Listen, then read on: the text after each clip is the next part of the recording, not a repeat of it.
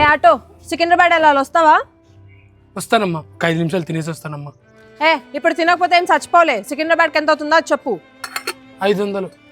500? నీకు ఇది మరీ అన్యాయం అనిపించట్లేదా? సికింద్రాబాద్కి ఎవరైనా 500 తీసుకుంటారా? 200 ఎక్కువ. లేదు 500. నువ్వు కాకపోతే ఇంకో ఆటో వస్తుంది. సరే వెళ్ళి అడగండి. అన్నా సికింద్రాబాద్ వెళ్ళాలి, వస్తారా? వస్తానమ్మా.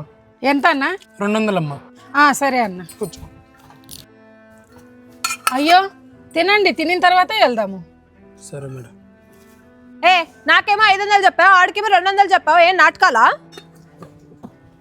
చూడండి మేడం, మీరు నాతో పొగరుగా మాట్లాడారు, పైగా అన్నం కూడా తినలేదు, అందుకే మీకు 500 చెప్పా. కానీ ఆ మేడం చాలా ఆప్యాయంగా రెస్పెక్ట్ ఇచ్చి మాట్లాడారు, అందుకే ఆ మేడంకి 200 చెప్పా. మేము మనుషులమే మేడం, మాకు మనసు ఉంటుంది. మీ బిహేవియర్ని బట్టి మా బిహేవియర్ ఉంటుంది. అయినా నేను తప్పు చేసి బతకట్లేదు మేడం, ఆటో నడుపుతూ కష్టపడి బతుకుతున్నాను మేడం. సారీ అన్న, తప్పైపోయింది. పర్వాలేదండి, వచ్చి కూర్చోండి, ఇద్దరిని డ్రాప్ చేస్తా. సరే అన్న.